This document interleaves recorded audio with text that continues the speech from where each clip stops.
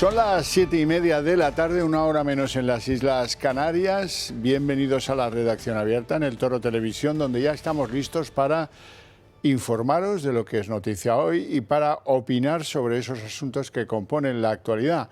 Todo ello con dos principios, el de la valentía y el del rigor, y ambos al mismo tiempo, porque el uno sin el otro no nos permitiría conseguir el objetivo. ¿El objetivo cuál es? El objetivo es convenceros de que hay alternativas periodísticas distintas, que no todos son telepedros. No. Ahí estamos muchos peleando en esa batalla y sobre todo no podríamos hacerlo si uno de nuestros estandartes, el más poderoso, es el de la libertad. Aquí no viene gente con el argumentario que les ha elaborado el partido. Eso que a veces, si estáis muy atentos, cuando hablan dos o tres ministros del gobierno o dos o tres líderes del PP, pues hay palabras, a veces conceptos, criterios que, qué casualidad, hoy están todos en el mismo asunto. No, eso hay que fraguarlo con el argumentario que les llega bien temprano, hecho por alguien que debe cobrar, me imagino, para hacerlo, ¿no? Pero que en el fondo es el que sienta pues una oleada de comentarios, todos ellos pues no muy naturalmente introducidos en la cabecita del político que da la cara en los medios de comunicación. Hoy iniciamos nuestro recorrido dejando aquí claro que ha habido un asalto de la Marina de Estados Unidos sobre un buque iraní. El buque ha intentado saltarse el bloqueo naval estadounidense y pues bueno, ¿qué ha pasado? Pues lo contaba ayer Donald Trump, que bueno, que resulta que han interceptado este buque de bandera iraní cuando intentaba superar el bloqueo, le dieron el alto, no se detuvo, se negó y entonces la Armada estadounidense, como dice Trump, lo detuvo en seco, abriéndole un agujero en la sala de máquinas.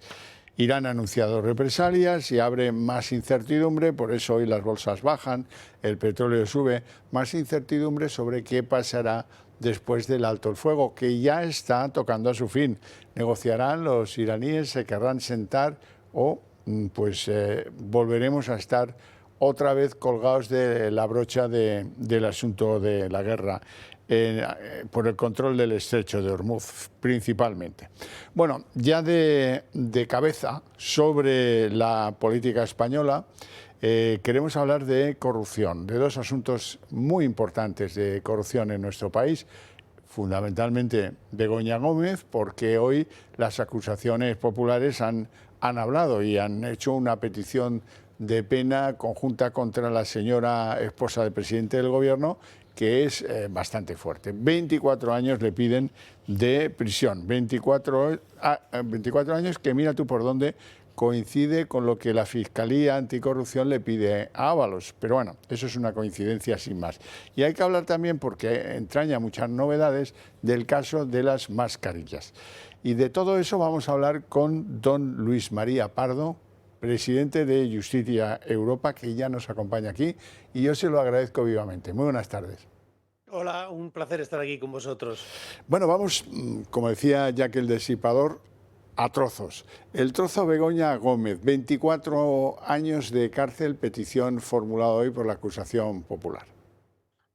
Bueno, así es decir, por unos supuestos delitos de tráfico de influencias, malversación y apropiación indebida, donde consideramos, ¿no?, en ese escrito presentado por la acusación popular unificada, de que la mujer del presidente del gobierno, Begoña Gómez, se habría presuntamente aprovechado de su condición de esposa del presidente para obtener una serie de beneficios, entre ellos esa famosa creación de la cátedra, donde pudo haber influido en el rector de la Universidad Complutense para que fuera creada a su medida, y que además esa reunión, a nuestro modo de ver, nuclear y clave, tiene lugar en el Palacio de la Moncloa, donde venimos a referir en el escrito de conclusiones, que en el escrito de acusación, perdón, de que pudiera haber habido una presión de alguna manera ejercida. Por eso se cita también al presidente del gobierno para que venga a declarar en el juicio respecto de la malversación, el tema de la asesora, ¿no?, de la secretaria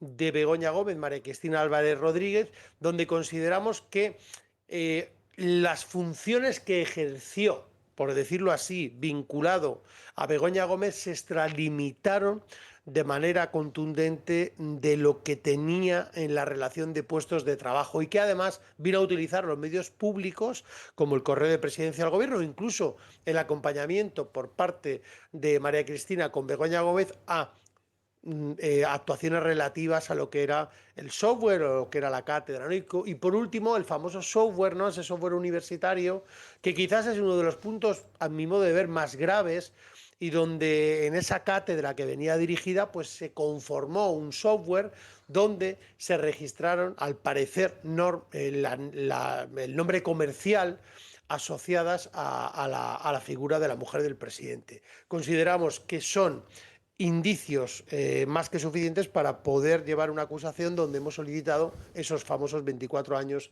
de prisión para la mujer del presidente del gobierno. ¿Han hecho alguna petición los imputados en esta causa? Estábamos esperando saber qué iban a hacer, si iban a recurrir de nuevo la ampliación de la instrucción para ver si se quitan de encima al juez Peinado. En fin, ¿qué sabemos? Sí, bueno, nosotros hemos presentado el escrito que por la instrucción del Tribunal de Jurado corresponde ahora como acusación que somos, porque, Horcajo, hay que recordarle a la audiencia que en este procedimiento la Fiscalía no acusa, por tanto se pone todavía más en valor la figura de la acusación popular. Si no hubiera acusación popular, ahora mismo no habría causa contra Begoña Gómez.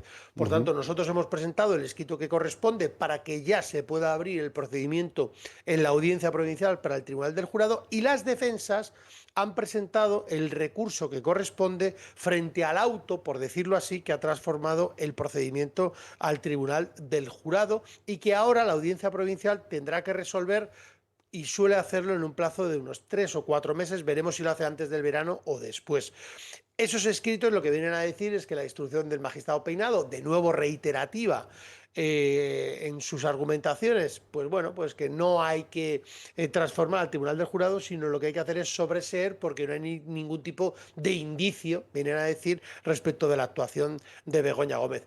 Contestaremos por parte de la dirección de la acusación popular unificada a esos recursos que han sido presentados, y consideramos de que al final Begoña Gómez va a ser sentada en un tribunal del jurado en la Comunidad de Madrid. Por cierto, hoy algún periódico digital publicaba que el juez Peinado está estudiando que cuando termine la instrucción del caso Begoña Gómez, presentarle una querella a Félix Bolaños por injerencias, por insultos, por presuponer que él no actúa de forma imparcial en este procedimiento que afecta a la esposa del presidente del gobierno. ¿Sabe usted algo? Lo único que sé es lo que ha facilitado un medio de comunicación esta mañana, donde se anunciaba, ¿no?, que se querellará el magistrado instructor contra el señor Félix Bolaños por unas supuestas difamaciones que ha podido realizar. Yo lo que puedo decir es que la semana pasada, cuando se supo el auto de procesamiento, ¿no?, o el auto en el cual se envía a Tribunal de Jurado a la señora Begoña Gómez, sufrió unas críticas que, a mi modo de ver, más allá de lo que judicialmente puedan ser, considero que son inmorales, que no se puede atacar a un magistrado instructor de esa manera, y que además todos los tribunales de instancia de Madrid, o sea, el decanato, por decirlo así, salió en su defensa, y me parece muy bien y muy correcto, ante algo que yo creo que no podemos aceptar: que el mundo o el poder ejecutivo, el poder de la política, critique de esa manera a los jueces de instrucción. Uno compartirá o no las resoluciones judiciales y podrá hacer una crítica sana de las mismas, pero desde luego no bajo los calificativos a los que ha sido sometido el magistrado instructor durante las últimas horas y las últimas semanas, o incluso durante los últimos 2 años, donde se ha puesto en tela de juicio sus propiedades, su identificación e incluso su familia, en algo que a mí me parece, además de inmoral, bochornoso e indecente. Bueno, vamos con el caso Mascarillas, si a usted le parece bien. Mañana se reemprenden las actividades en el Supremo a propósito del caso Mascarillas. Y ahí hay varias cosas muy llamativas. Por un lado, parece que desde la Fiscalía General del Estado se está ejerciendo no poca presión sobre el líder de la Fiscalía Anticorrupción, Alejandro Luzón, en el sentido de que no sigan colaborando con Víctor de Aldama y sobre todo con su abogado, el exmagistrado Choclán. Parece que tiene miedo de que Aldama pueda alumbrar más causas que puedan poner en un brete al gobierno y al partido que sostiene principalmente el gobierno, al PSOE. Bueno, yo aquí la posición que pueda mantener la fiscal general del Estado respecto al fiscal anticorrupción, yo la desconozco. Lo que sí que puedo decir es que creo que la Fiscalía Anticorrupción ha desempeñado una función y un trabajo encomiable, excepcional y yo diría que magnífico en este procedimiento, puesto que se encuentra centrado el que fue secretario general o secretario de organización del Partido Socialista, ministro de Fomento, en una posible o supuesta organización criminal en la cual con las licitaciones de los famosos contratos de emergencia y luego lo que hemos ido sabiendo después, las contrataciones de diferentes personas, aquellos cantidades de dinero que se recogían, etcétera, pues no tengo ninguna duda de que al final la Fiscalía Anticorrupción obrará según consecuencia de lo que ha visto en este procedimiento. Y si el señor Víctor de Aldama, que ha solicitado o de alguna manera se ha conformado con lo que venía pedido por parte de la Fiscalía Anticorrupción, creo que si el punto neutral de aquí es ver si se le da el atenuante de muy cualificada o no, creo que la colaboración con la justicia, por decirlo así, de Víctor de Aldama difiere mucho de la que han hecho los demás imputados o investigados o procesados en este procedimiento. Por tanto, la colaboración es un hecho que a mi modo de ver queda fuera de todo debate y que por ese motivo yo creo que se le debería dar la atenuante muy cualificada que le haría que no entraría en prisión provisional precisamente por haber colaborado con la justicia y además haber tirado de la manta para saber todo lo que sabemos, que se desprende precisamente de esa declaración que hizo en la Audiencia Nacional en el mes de octubre del 2024 y que destapó toda la corrupción que hoy acecha no solamente al Partido Socialista, sino al propio entorno del presidente del gobierno. Pues luego hay otra cosa muy sorprendente, a mí me parece muy sorprendente, y es que es la defensa de Koldo García, la que le pide al Supremo, oiga, no se puede ir de rositas la señora Armengol con esa declaración por escrito que entra en contradicción, en viva contradicción con el último informe de la UCO, en contradicción por varias cosas. Por ejemplo, ella dice que bueno, que tal vez me mandó un mensaje, pero no me acuerdo. Y son 65 los mensajes enviados, algunos con expresiones como cariño, en fin, yo estaré aquí para ti siempre, en fin, te llamo enseguida, cosas por el estilo. Así es que luego está el tema de si ella dijo en el escrito que envió al Supremo que ya no participaba en la cuestión de la coordinación de los envíos sanitarios al gobierno de Baleares que presidía. Sin embargo, es evidente que sí participó, dice la UCO, porque quería saber sobre los precios de determinadas mascarillas y tenía un diálogo franco y abierto con Koldo García como si fuera pues el representante de soluciones de gestión, que era lo que estaba en cuestión. Ella dijo que no. También negó tener conexión con la trama. Pues aquí se demuestran contactos personales, cenas en Madrid, y no solo eso, sino que franquearon la entrada y el aparcamiento en el gobierno balear a Víctor de Aldama, otro al que dijo que no conocía de nada. O sea que hay mucha contradicción que dirimir. La cosa que no sabemos, por lo menos yo, es si el Supremo será pues un tribunal valiente y obligará a la señora Francina Armengol a sentarse y a sufrir las preguntas y repreguntas de lo que son parte en el caso.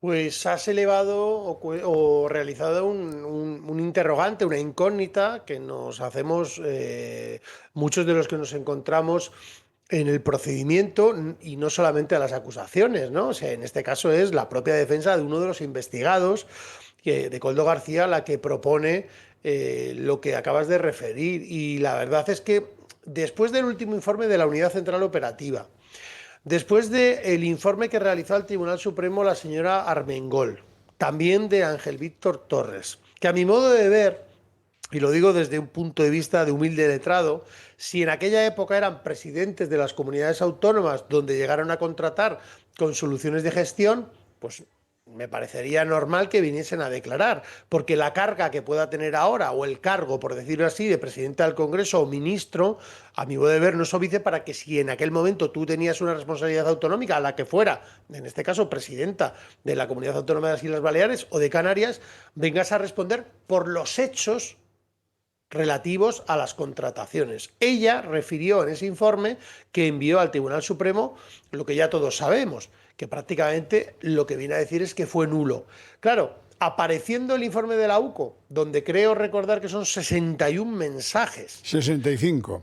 65 mensajes y además algo que no se dice nunca, que es una partida que al parecer, de mascarillas fue defectuosa también en las Islas Baleares, al igual que en las Islas Canarias, que sí que es reconocido por Ángel Víctor Torres, pues llama más todavía la atención cómo, existiendo esos vínculos que vienen acreditados en el informe de la UCO, vamos a decir de manera indiciaria, respecto de los partícipes de una supuesta organización criminal, no venga a declarar no la presidenta del Congreso, la que era presidenta de la Comunidad Autónoma de las Islas Baleares, al igual del presidente de las Islas Canarias, ¿no? Del gobierno de Canarias. Y yo creo que además eso se refuerza porque en esta semana van a venir a declarar, creo que es la presidenta del Tribunal de Cuentas, Enriqueta Chicano. Entonces, pues por cargas del Estado o cargos del Estado, entiendo de que la señora Armengol venía o debería haber venido a declarar. No descartes, Horcajo, que en las próximas horas pueda producirse algún tipo de escrito por parte de alguna de las defensas o de las acusaciones para que insten al tribunal ante la contradicción, a mi modo de ver, flagrante que existe entre lo manifestado por la presidenta del Congreso y el informe de la UCO y lo que se desprende del procedimiento, que se solicite que venga o que preste declaración en sala para que pueda pues de alguna manera evocar aquello que conoció respecto de Víctor de Aldama y el señor Ábalos y el señor Coldo, porque no recordemos que nos encontramos ante una supuesta organización criminal. Por tanto, si tuvo vínculos de alguna manera o contactos, habría que determinar qué tipo de contactos fue y que lo aclare en el plenario, en este caso, en la vista, en la sala segunda del Tribunal Supremo. Sí, sí, recuerdo una de las contradicciones del informe de la UCO. Ella dice, no, de esto de las contrataciones yo no me ocupaba porque esto lo hacía la mesa de contratación y el consejero de salud. La consejera de salud, me parece que es una mujer.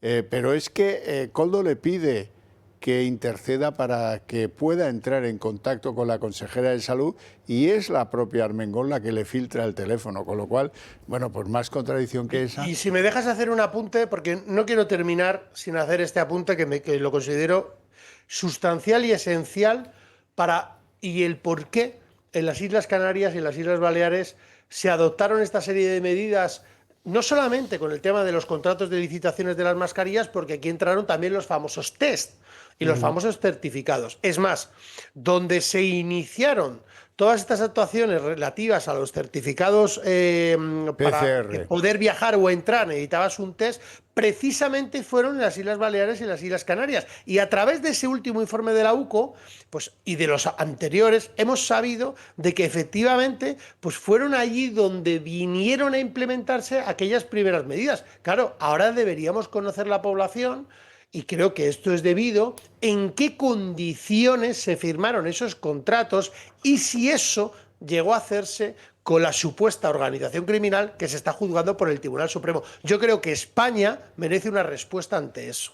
Sí, sí, y con conocimiento del presidente, por cierto, en esas compras de los test PCRs. Bueno, Luis María Pardo, muchísimas gracias. Te agradezco mucho esta puesta al día en estos dos temas que son importantísimos para el futuro de este país. Te mando un fuerte abrazo y muchas gracias. Otro abrazo muy fuerte y un saludo a toda la audiencia. Gracias. Bueno, recuperemos el hilo de las cosas que tengo que contaros que pueden afectar a nuestro día a día. Hay convocada una huelga de gasolineras de toda España en pleno puente de mayo. Empezaría el día 30 y terminaría el día 3. La convocan comisiones obreras, UGT y, en fin, reclaman una subida salarial mínima del 2% y una cláusula que la ligue al aumento de la inflación, al IPC.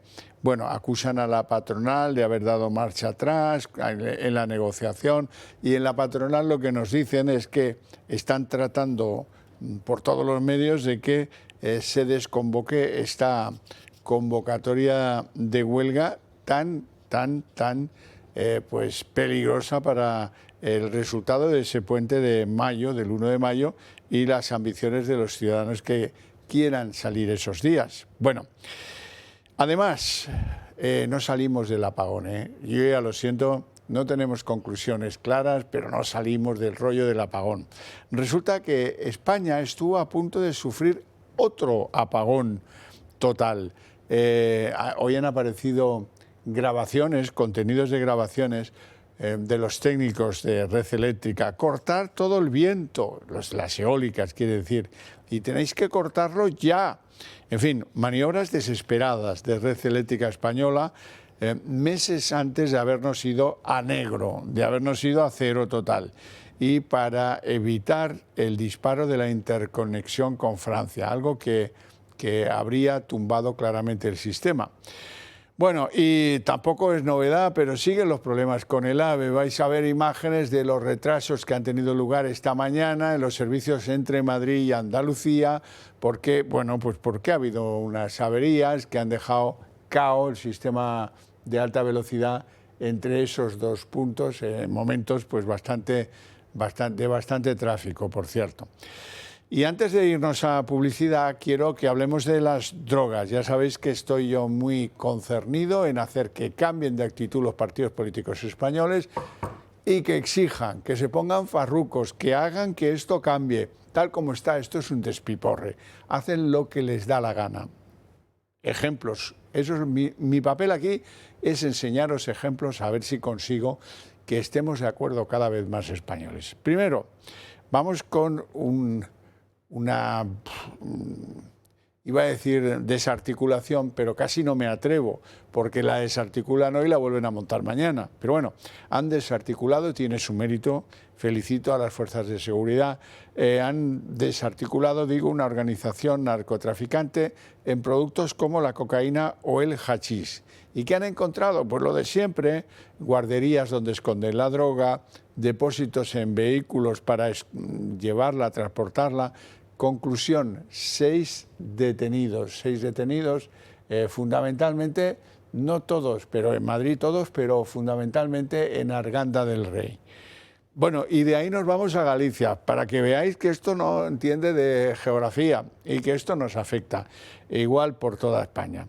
Hay un estudio de la Universidad de Santiago que dice que, oiga, Santiago y Pontevedra a la cabeza de Europa. ¿Cómo han hecho este estudio?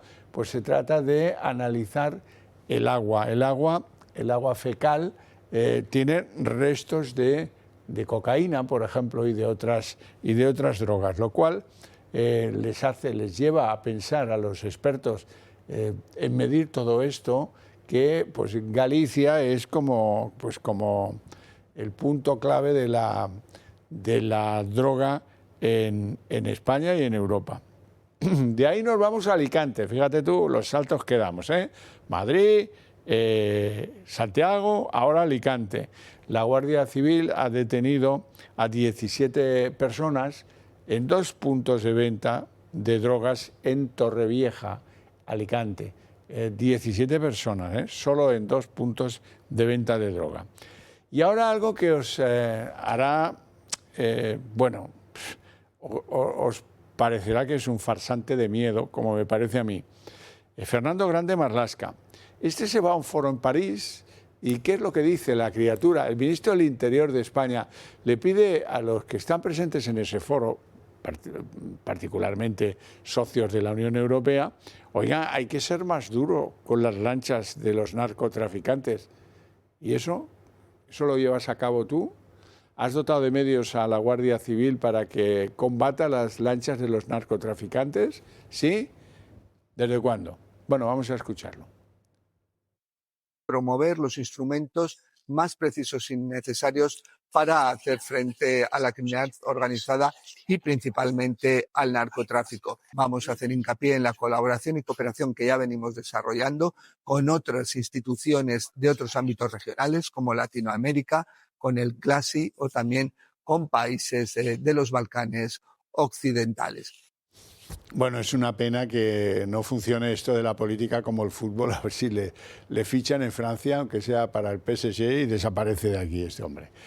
Bueno, vamos a hablar del Club de Amigos antes de irnos a publicidad. Ya sabéis que ustedes y nosotros compartimos ideas. Seguramente habrán llegado a la conclusión de que nosotros podemos ir más rápido en la difusión de esas ideas al conjunto de la sociedad española.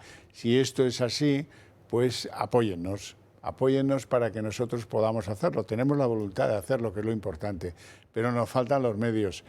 ¿Cómo nos pueden ayudar? Pues miren, lo primero, si no forman parte ya del Club de Amigos del Toro TV, háganse miembros, tan fácil como llamar a este teléfono que hay en pantalla, 91-616-2464. También existe la posibilidad de que pues nos puedan dedicar alguna donación a la fundación de esta compañía de periodistas. ¿Cómo hacerlo? Pues muy fácil. Primero preguntan qué cantidad debe ser para que en la renta de este año 2026 a ustedes les llegue pues una deducción de un porcentaje de esa aportación. Miren, por una donación de 250 euros se podrán deducir en la renta un 80%, 200 euros. No me digan que la cosa no es ventajosa. Y en el club me encargan que les recuerde que pasado mañana miércoles, será pues, el día de la segunda sesión de la serie que han diseñado, Locos por el Quijote, en la que se lo cuentan todo sobre la novela de Cervantes, su ironía, su contexto, el juego entre realidad y ficción, en fin, todo lo que es imprescindible conocer sobre esta maravilla que es Don Quijote de la Mancha. Es un ciclo de conferencias que ya ha empezado, pero pueden pedir la primera conferencia o la que quieran anteriormente, que se la pueden pasar para que la puedan escuchar y ver. Y el ciclo terminará el 20 de mayo, siempre los miércoles a las 7:30 de la tarde. No es necesario vivir en Madrid, la pueden seguir por online. Eso sí, tanto si es online como si no, tienen que reservar plaza. ¿Cómo se reserva plaza? El mismo teléfono que dije antes o las redes sociales del Club de Amigos, que son clubdeamigos@clubdeamigos.org. Está ahí ahora en pantalla anotado. Bueno, dicho esto, nos vamos a ir a publicidad. ¿Sabías que en nuestro país se producen más de 50.000 paradas cardíacas al año? Y lo peor, la mayoría ocurren en casa, con los nuestros. En esos minutos, cada segundo cuenta. Por eso, tener esto a mano, el desfibrilador de Protege tu Vida, marca la diferencia. Es tan intuitivo y fácil de usar que cualquiera de nosotros puede salvar un corazón y evitar daños mayores. Pero la prevención no se queda ahí. Miren esto. Es su nuevo electrocardiograma portátil. Cabe en un bolsillo y en solo unos minutos tiene un resultado fiable para detectar arritmias a tiempo. Es tecnología profesional, pero en su mano. No esperes a que sea tarde. Llama al 900-730-061, consigue ambos productos, protege tu vida y la de quienes más quieres. 900-730-061.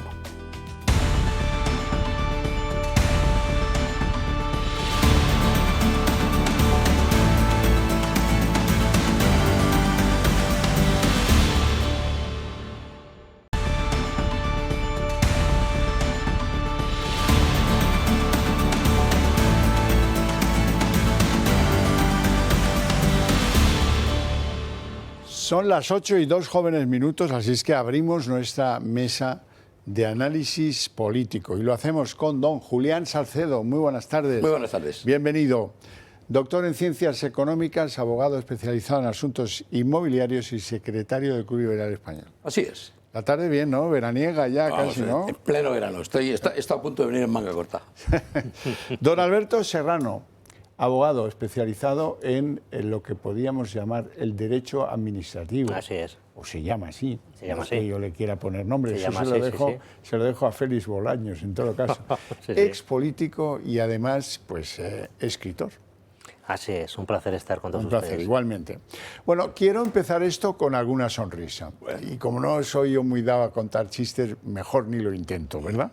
Los chistes nos los propone el gobierno. Verán, a propuesta de los ultraizquierdistas, que tan importantes son para Pedro Sánchez, han decidido que el gobierno está estudiando cómo ayudar a los presos para presentar solicitudes de regularización, para dejar de ser ilegales.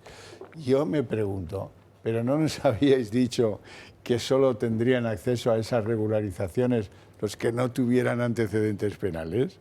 ¿No queda claro que uno que está en la cárcel los tiene? Bueno, pues también les van a ayudar. Mira tú por dónde, Julián, si es que... Aquí se trata de... yo creo que está claro. Hay que regularizar a todo bicho viviente, y perdón por lo de bicho, ¿eh? Cualquiera que pase por una puerta, tú quieres regularizarte, venga, pasa. Esto es tremendo, quiero decir, no se sabe el número, esto va a ser una laxitud tremenda. Es que las instituciones nuestras, me refiero a la sanidad, la educación, tal, no están preparadas para recibir de golpe, pues se empeñan en decir que todos estos ya estaban aquí. No, no es verdad, no estaban aquí. Hombre, los presos sí, los presos están en la cárcel, ¿no? Pero no estaban aquí. Si estamos teniendo un efecto llamada de que todos los países de Europa están aquí viniendo corriendo para regularizarse, ¿no? Yo creo, pero vamos, esto otro, claro, es lo mismo.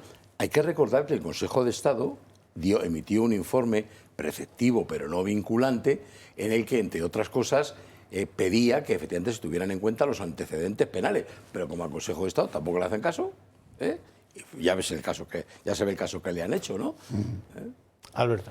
Sí, yo creo que es una instrucción que han dado a instancia de Más Madrid con el objeto de que cuando salgan de prisión, en qué medida toda la normativa que está modificando les puede beneficiar. Es decir, salgo de prisión, ya sea preventiva, ya sea definitiva. Pero y a lo entonces mejor, tienes antecedentes. claro, tú ya tienes antecedentes, pero bueno, a lo mejor uno que sale de prisión provisional todavía no tiene esos antecedentes porque todavía no sé a cuántos afectará, pero en cualquier caso el impacto social es tremendo. Dase usted cuenta que el colectivo de funcionarios penitenciarios es de los más numerosos que tiene ahora mismo la Administración General del Estado. Después del Ejército, la Policía Nacional, la Guardia Civil, probablemente sea el colectivo más importante. Y ese colectivo viene clamando de hace años por una serie de mejoras en su estatuto. Quiere un estatuto propio que, entre otras cosas, le reconozca la condición de agente de la autoridad. Todo eso retenido, paralizado, no hay absolutamente nada. Y en paralelo, el estatuto jurídico de los allí confinados, de los condenados, pues oye, cualquier cosa, todos son mejoras, todos son... Yo quiero terminar con una reflexión sobre esta materia. Vivimos una etapa ahora mismo que toda la ley es una auténtica chapuza, un esperpento jurídico dentro de lo que yo llamo el negacionismo de la ciencia jurídica, que quiere decir que cualquiera puede hacer una ley como le da la gana si salen y de esa manera con tantas antinormas, con tantas chapuzas. Bueno, pues hay una ley, no siempre fue así, hay una ley que en concreto que ha tenido un cierto recorrido histórico, y es la Ley General Penitenciaria, y fue la primera ley de la democracia, la primera ley orgánica de la democracia, la Ley Orgánica 1/79, con muy pocas modificaciones, sigue vigente íntegramente. ¿Por qué? Porque la hizo un gran catedrático en la época, Carlos García Valdés, al cual rindo un pequeño homenaje, una persona muy querida en su época, que se decía de él como changuete, que no era de izquierdas ni de derechas, era un técnico, era un profesional, y ese señor montó una ley que todavía sigue vigente en todo esplendor. ¿Qué diferencia con los tiempos actuales, que son todo panfletos, son todo consignas, que no duran nada? No dura ni su propio reglamento de extranjería, que esta modificación última que hicieron era a su propio reglamento del 2024. Pero si me lo permite, Javier, esto no es un problema de técnica legislativa, que esté mal hecha la ley, como pudiera ser la ley del suyo. Sí, mucho me temo que habrá técnica legislativa. Mucho me temo que también habrá problemas de técnica legislativa. Porque como ha dicho don Xavier, no es normal que a un señor ni tan siquiera se plantee que pueda tener algunos beneficios de estar aquí, algún sistema de regularización, viniendo de un régimen penitenciario. Sí, sí. Entonces, ahí hay flecos. Las acusaciones populares piden 24 años de cárcel para Begoña Gómez. Tráfico de influencias, corrupción en los negocios por aquello de los patrocinios, apropiación indebida por aquello del software, malversación de caudales públicos por aquello de desviar las funciones de la asesora Cristina Álvarez, en fin, todo un ramillete. La acusación popular pide 24 años de cárcel para Begoña Gómez por presuntos delitos de malversación, tráfico de influencias, corrupción en los negocios y apropiación indebida. Piden también que le retiren el pasaporte por riesgo de fuga y que Pedro Sánchez, Félix Bolaños, Iván Redondo o Víctor de Aldama declaren como testigos en el juicio. Las acusaciones lo tienen claro. Creen que hay un cambio radical en la carrera profesional de Begoña Gómez desde que Pedro Sánchez llegó a la Moncloa. Consideran que se aprovechó de su matrimonio con el presidente para codirigir, por ejemplo, una cátedra extraordinaria en la Universidad Complutense. Recalcan que todo ello se produjo pese a no ser licenciada y sin que aparezca en autos un proceso abierto. Begoña Gómez y trabajadores de la universidad negaron en el juzgado irregularidades en este proceso y aseguran que la mujer de Sánchez no se lucró de la cátedra. Sin embargo, la acusación apunta como indicio una reunión en la Moncloa meses antes de la creación de la cátedra entre Begoña Gómez y el rector de la Complutense, Joaquín Goyache.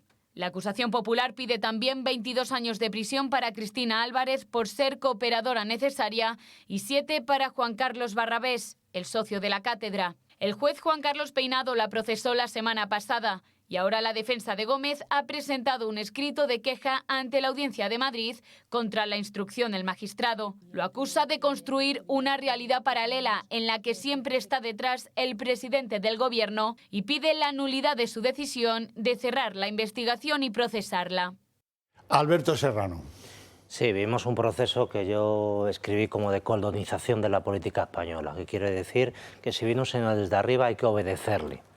Entonces el señor puede pedir contratos de mascarillas, cátedras, si a lo mejor le apeteciera a Bolaños ser cardenal, pues también lo pediría, ¿no? Pero ustedes si no tienen ni la primera comunión, bueno, es igual, si eso se hace sobre la marcha, etcétera, todo exactamente igual. Y es un proceso muy, muy desagradable visto desde fuera, ¿no? Esta señora ve además normal lo que cualquier persona que ha pasado por la universidad, que en este país gracias a Dios son unos cuantos, no lo ve. Y a partir de aquí todo lo demás. Pero es dentro de esos procesos que vale todo. Es que lo manda el Supremo, lo manda el Uno. Por tanto, plieguense, obedezcan y cumplan. Ahora un contrato, ahora una cátedra, mañana lo que decimos, un prelado para el señor Bolaños si se quiere retirar por ahí. Y unos patrocinios y unos contratos eso siempre bien regado.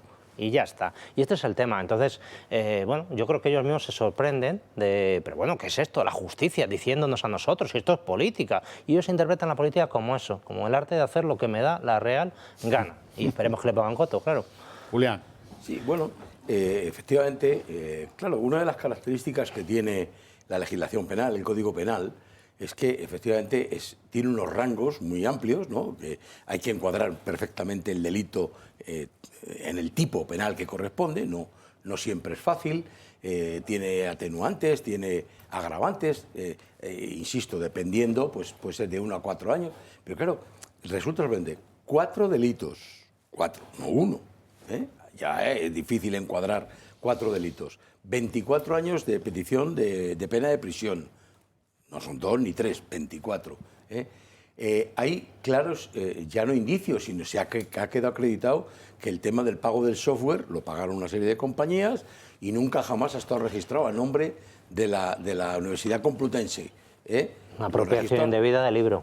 Claro, entonces, es que, y hablo de eso como el intrusismo profesional, la malversación. Que no se lo han reprochado penalmente. Claro, etcétera, ¿no? Tenemos la Audiencia Provincial de Madrid, que ha conocido de todos esos delitos en la fase de instrucción y lo ha ratificado. Ahora está pendiente del auto de procesamiento del juez Peinado, pero en cualquier caso lo ha ratificado. Entonces, de ahí a que la Fiscalía General del Estado, el fiscal que corresponda en el caso, o la Abogacía del Estado, se vayan al extremo contrario y digan, aquí no hubo nada, por tanto pedimos la libre absolución. Pero bueno, por favor, esto no se sujeta, como muy bien decía también don Alberto, es que para cualquier común de los mortales que no tenga ni la menor idea de leyes, se da cuenta y dice, bueno, esto aquí alguien ha hecho algo rarito, ¿no? Pues pasará así. Bueno, en atención a la súplica de don Alberto Serrano, que tiene una querencia muy especial por las Islas Baleares, me gustaría aclarar algunas cosas del caso Mascarillas. Ya sabéis que Francina Armengol declaró por escrito, pero luego vino el informe de la AUCO y hay contradicciones bastante severas. Me llama mucho la atención que haya sido la defensora de Koldo García la que dice: tienen que venir por aquí, la señora esta tiene que venir por aquí, porque estas, bueno, diferencias entre lo que la UCO ha encontrado y lo que ella dijo que, bueno, pues ¿qué dijo? Pues dijo, pues, ya sabéis, que Aldama ni le conocía. Y resulta que cenó con Aldama en Madrid, por lo menos una vez, y que luego le franquearon el paso al aparcamiento oficial del gobierno de Baleares cuando él pidió ir a ver a la sede del gobierno de Baleares a la propia señora Armengol, que tiene una especie de falsa memoria tremenda. Los mensajes, yo a lo mejor me mandó alguno, no quiero yo, pero no lo recuerdo. 65 y alguno de ellos con frases como: cariño, te tendré informada de todo y cosas así. No, hombre, ¿qué más? Ella dijo que no había tenido ninguna participación en la tramitación de las mascarillas y ahora se demuestra que quería saber el precio. En conexión con Koldo y con la trama de soluciones de gestión. Por cierto, que uno de los mensajes de Koldo a ella, cuando le pide los precios, dice: te llamo enseguida, yo te lo resuelvo, no te preocupes, cariño. Bien, la conexión con la trama, dice que ella no, que ninguna, nada, ella con la trama nada que ver, por Dios. Pues mira, aquí queda acreditado por un mensaje del año 20, por cierto, en el que pues Koldo le dice: bueno, oye, ¿con quién tengo que hablar para lo de las mascarillas? Con la consejera de Sanidad. Pero yo no la conozco. Dice: no te preocupes, ya hablaré yo con ella, ahí tienes el teléfono móvil, que la tienes a tu disposición. Hombre, pues si eso no es cooperar con la trama, por eso me parece muy atinado que le exijan que se sienta allí y que resuelva estas contradicciones. Sí, para poner en contexto, que ya hemos contado en alguna otra ocasión, esta señora que tiene mucho dinero en su pueblo de Inca, se dedica a su familia a las farmacias desde hace muchos años, ella no buscaba el dinero probablemente con esta historia, lo que buscaba era una aproximación a Pedro Sánchez, porque hay que recordar que ella apoyó inicialmente a Susana Díez en ese proceso de primarias del Partido Socialista. Susana Díaz pierde y Pedro Sánchez la rechaza, la repudia, la trata como si fuera una extraña. Entonces ella está deseando hacerse valer. Y cuando llega la oportunidad con el tema de las mascarillas, entonces ahí ella es todo sentimientos de cara a cualquier persona que viniera de parte de Pedro Sánchez. Aparece Koldo: hijo, Koldo, lo que tú quieras. Porque cariño, y también por su parte, también cariño, Koldo, no hay ningún problema, dime los datos esenciales de este contrato, cuántas mascarillas vais a traer, a qué precio, cómo hay que hacerlo, etcétera, etcétera. Probablemente, además, yo creo que si se contrastara, utilizaban hasta un mismo modelo. El mismo modelo se colocaba en un sitio y en otro, en el de más allá, ¿no? Y entonces ella se presta abiertamente, ya no porque lo digamos nosotros, sino porque está grabado en la Guardia Civil. Y luego, además de eso, y es una cosa muy complicada penalmente hablando, ella niega en lo que posteriormente ha demostrado la Guardia Civil, con lo cual queda una situación muy complicada penalmente. Y es cierto lo que dice Koldo, que ella desde luego hace falta en ese procedimiento, pero sí que es cierto también que probablemente se abrirá más, y ese informe de la UCO probablemente la imputará y se generará otra pieza distinta sobre este parecer, en la cual también seguirán pues, Koldo y compañía, los de la trama, también metidos en lo mismo.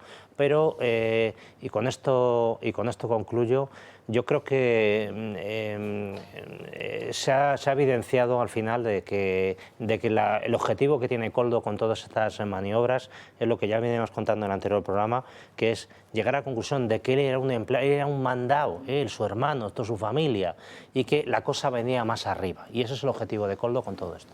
Sí, ¿no? Si posiblemente quiera dejar acreditado en lo posible Koldo que él cumplía órdenes y era un voy para acá para allá y entrego un papel, posiblemente también tengan la intención de retrasar en lo posible el juicio, todo lo que puedan, etcétera. Pero yo en este caso creo que tiene razón. Quiero decir, con independencia de que se puedan abrir, me refiero, tiene razón en pedir que la llamen y que la incluyan.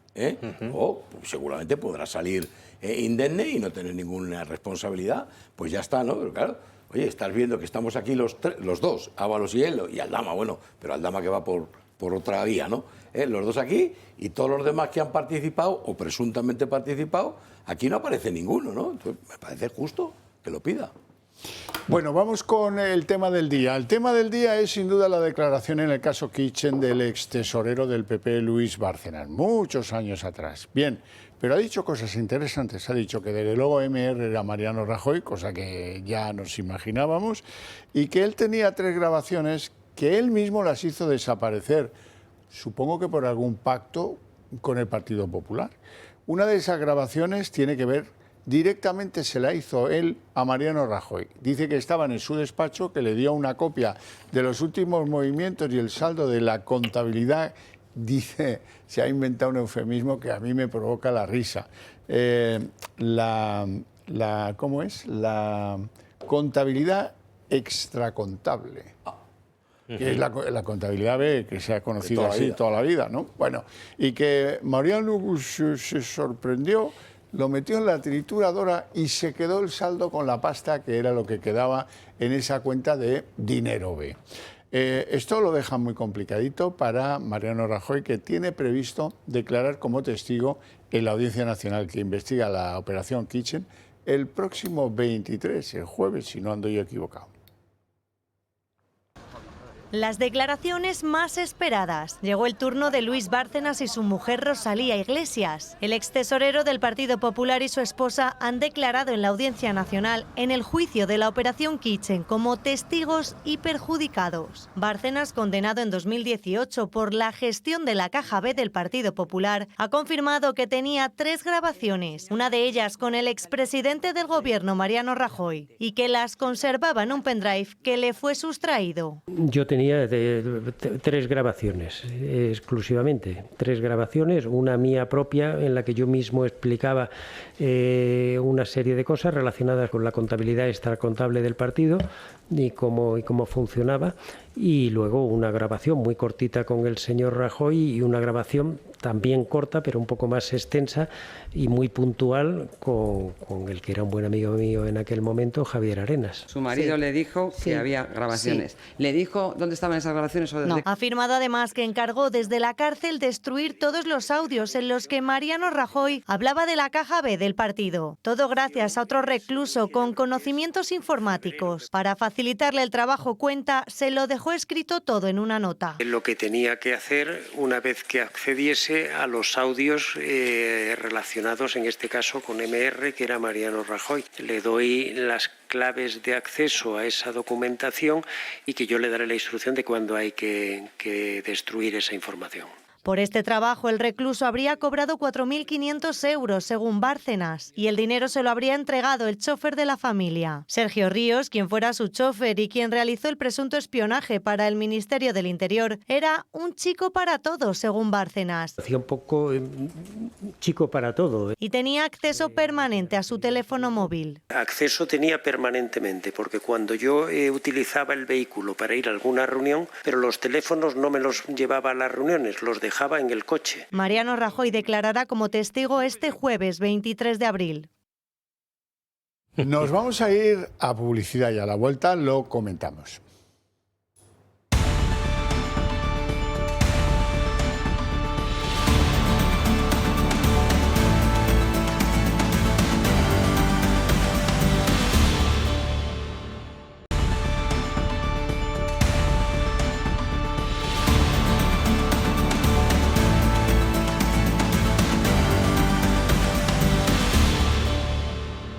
O sea, que tenía 3 grabaciones, pero ordenó desde la cárcel a un preso que conoció allí que las destruyera. ¿Y eso por qué? Es que absurdo. Estamos en el caso Kitchen, que es aquel asunto que se le reprocha a la cúpula policial y al ministro de Interior de aquella época, que organizan una banda de policías para extorsionar a la familia de Bárcenas y sacar esa información. Y por eso están rindiendo cuentas ante la justicia en la Audiencia Nacional. Bueno, pues toda esta banda no sirvió para nada. Al final lo arregló el amigo del preso de Jorge Fernández Díaz, cobrando, según dice él, 4.500 euros vía su chofer. con carácter previo me imagino que algo se llevaría a Bárcenas. Lo que no nos han contado es lo que se llevó Bárcenas. Efectivamente, algo llegar a publica ese acuerdo. un periódico hoy sobre eso, 500.000 euros dicen, pero bueno, no sabemos exactamente lo que se llegó. Pero después de montar esta cúpula, todos estos, el Villarejo, el otro, no valió para nada. Al final se solucionó, por lo que parece de estas declaraciones, por 4 perras y un preso, cogió, dio 2 martillazos y se acabó el asunto. Y toda la cúpula policial, con todas esas tramas que montaron, acordáis aquí el cura, todo eso no se vio absolutamente para nada. O sea que esto es, de verdad... El cura falso... Mortadelo y Filemón, de verdad. El chofer al todo que le nada. Convirtieron en policía a los 45 años. Al final fue un recluso común, sí. avezado en temas informáticos, sería un chorizo de poca monta, pues mucho más operativo y eficaz y más barato que toda la cúpula policial. Cuando has dicho lo de los 2 martillazos, si es experto en informática será en sentido figurado, ¿no? Sí. Es muy probable que lo que le pidieran fuera que borrara una parte del audio. Que se hiciera con un pendrive y que lo borrara en la nube. Las dos cosas, había una doble operación ahí. Bueno, en cualquier caso, pues eso demuestra que la eficacia de los cuerpos policiales, a la UPO que le cuesta tanto desmontar todos estos pendrives que se encuentran en casa de Coldo y en casa de Ábalos, pues un preso común sale y tú no te preocupes, que eso te lo arreglo yo en un minuto. Bueno, vamos con otro tema del día de hoy, que es la comparecencia de María Jesús Montero en la comisión que investiga pues lo que ha pasado en la SEPI. Ha ido allí, se ha llegado a poner nerviosa en algunos pasajes de la comparecencia, pero bueno, la verdad es que se ha defendido, ya saben, con zarpa de acero. María Jesús Montero se ha mostrado desafiante en la Comisión de Investigación del Senado y ha repetido sin cesar que estaba allí solo por ser la candidata del PSOE a la Junta de Andalucía. Como usted mismo ha dicho, señor Can, claro que estoy aquí como candidata del Partido Socialista a la Junta de Andalucía y lo que pretenden es que no esté en el día de hoy haciendo precampaña en Andalucía y, por tanto, estar compareciendo en esta comisión. También ha defendido las decisiones tomadas en la SEPI durante su mandato y habla de esa persona y ese señor cuando se refiere a Vicente Fernández, el expresidente de la SEPI imputado que ella misma nombró. Y el señor Vicente Fernández no estaba incurso en ninguna situación que permitiera sospechar ninguna cuestión distinta de la que posteriormente hemos conocido. Lo que se investiga del señor Vicente Fernández fue de un periodo posterior a su salida de la SEPI. También ha defendido la legalidad de los rescates de Air Europa y de Plus Ultra. En primer lugar, señor Camp, no es un rescate, es un préstamo que se le da a estas compañías, que en el caso de Air Europa fue el Tribunal Superior de Justicia de Justicia de la Unión Europea el que avaló la legalidad de ese préstamo. En el caso de Plus Ultra, le quiero recordar, señor Camp, que se estuvo estudiando por los tribunales el préstamo a esta compañía, 2 años de instrucción. Y ha negado cualquier tipo de injerencia externa del presidente del Gobierno. Le llamó el señor Sánchez para ver cómo estaba el rescate de la aerolínea. Nunca y en ningún caso. Nunca, ni por esa empresa, ni por ninguna otra empresa, jamás me ha llamado el presidente del Gobierno. Montero tampoco ha dudado en defender a Begoña Gómez. Me parece una pregunta ofensiva. ¿Usted tiene alguna evidencia respecto a que la señora Begoña Gómez haya tenido algo que ver con Air Europa? Porque le insisto, hasta donde yo sé, lo que se le investiga a la señora Gómez está al margen de Air Europa. E incluso ha atacado al juez Peinado. Tiene que ver con otras cuestiones en las que la propia Audiencia Provincial ha corregido en diferentes ocasiones al juez de instrucción. Bueno, pues sepan ustedes, no se lo pregunten a Montero, porque no se lo va a decir. La SEPI ha permitido a los dueños de la compañía Plus Ultra, que desaparezcan y que no devuelvan el préstamo o la ayuda o lo que demonios fuera. Julián. Un fallido más, quiero decir, una quiebra, quiero decir, han desaparecido, un quebranto, mejor dicho, perdón, para Hacienda, ¿no? Para el Estado. Era evidente en el primer momento, incluso había informes referidos a Plus Ultra que descartaban la viabilidad de esa compañía. Pese a todo, se le entregó el dinero, como defienden, pasamos todos los controles. Sí, y tú formalmente puedes pasar todos los requisitos que quieras, ¿no? A pesar de que el informe diga, esto no es viable. Dices, sí, vale, tomamos nota, para adelante, ¿no? Pues habremos perdido ese préstamo, rescate, fondo, ayuda, lo que quieran, lo habremos dado por perdida. Y ella insiste en que fue avalado las cantidades entregadas a Air Europa por el Tribunal de Justicia de la Unión Europea, pero lo que no dice, creo que lo hemos dicho aquí en alguna ocasión, que se fraccionó en dos pagos diferentes precisamente para no tener que pasar el requisito de autorización previa de la Unión Europea, ¿no? Entonces, bueno, dice lo que quiere, lo otro lo omite. Sí, son tantos asuntos los que tienen que ver con María Jesús Montero que esta comparecencia... Por ejemplo, lo del presidente de la SEPI, que tiene bemoles, porque lo nombra ella. Claro, lo nombra ella. Y se refiere luego a él como ese señor... Sí, dice, no, los problemas han venido con posterioridad. Pasó cuando ya no estaba. Claro, cuando ya no estaba, pero luego hacía llamadas hacia adentro, evidentemente. Pero son tantos los asuntos que tiene que, a mi modo de ver, no se han tratado con la debida profundidad, ¿no? Porque tiene cada uno tela marinera. En el caso de Plus Ultra, lo hemos comentado aquí, ¿se va a recuperar o no el dinero? Porque ese era un dato clave para saber si efectivamente la empresa era viable o no era viable. Pues efectivamente se ha confirmado todas las dudas que alguno podía tener. No era una empresa viable, era una empresa fantasma y una empresa que ha llevado más de 50 millones de todos nosotros que no va a devolver ya oficialmente. Eso ya solo de por sí debería de suponer que rodaran las cabezas. Con todo lo que hemos sabido del tejemaneje que se traían a través de Julito, Zapatero, etcétera, pues evidentemente es tremendo el tema. Pero yo quería comentar de esta señora que lo niega todo, está como muy bien educada. Todo es mentira, todo es falsedad, etcétera. Y en un momento dado le dije, oiga, ya estamos en fase de negar. ¿Se niega usted a sí misma cuando decía que iba a poner la mano sobre Santos Cerdán, ponía la mano a favor de Santos Cerdán, y ahí ya entró en bucle y no sabía qué responder? Ahí ya tiró de su acentillo, su no sé qué, para ir saliendo al paso.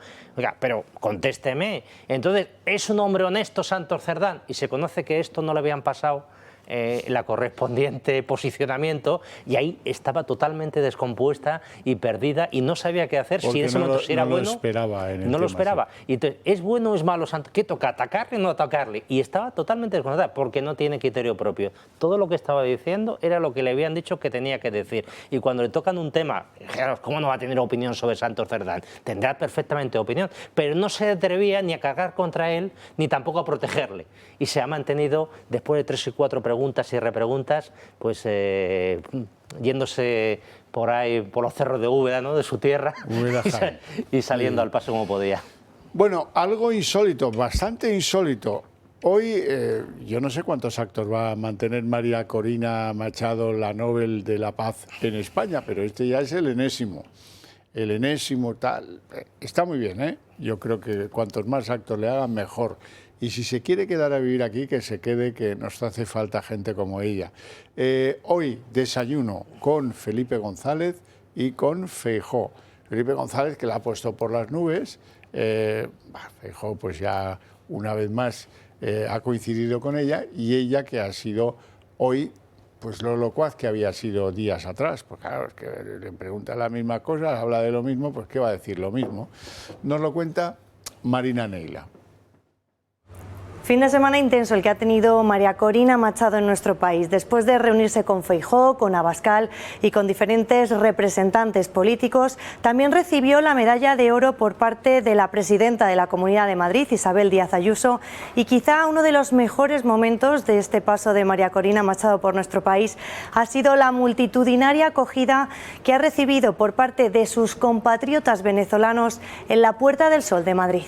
Estamos listos para avanzar en una ruta que permita ejercer la soberanía popular a través del voto en Venezuela, y a levantar la voz y hacer las maletas porque vamos de vuelta. Para ellos, María Corina Machado representa la esperanza de su país y la posibilidad de volver a sus casas. Que es la esperanza de Venezuela, es la esperanza de nosotros regresar a nuestro país y abrazar a nuestros familiares. María Corina para mí es esperanza, la esperanza que había perdido. Si hay elecciones en Venezuela, pronto regreso a Venezuela. Con ella vamos todos a regresar a Venezuela.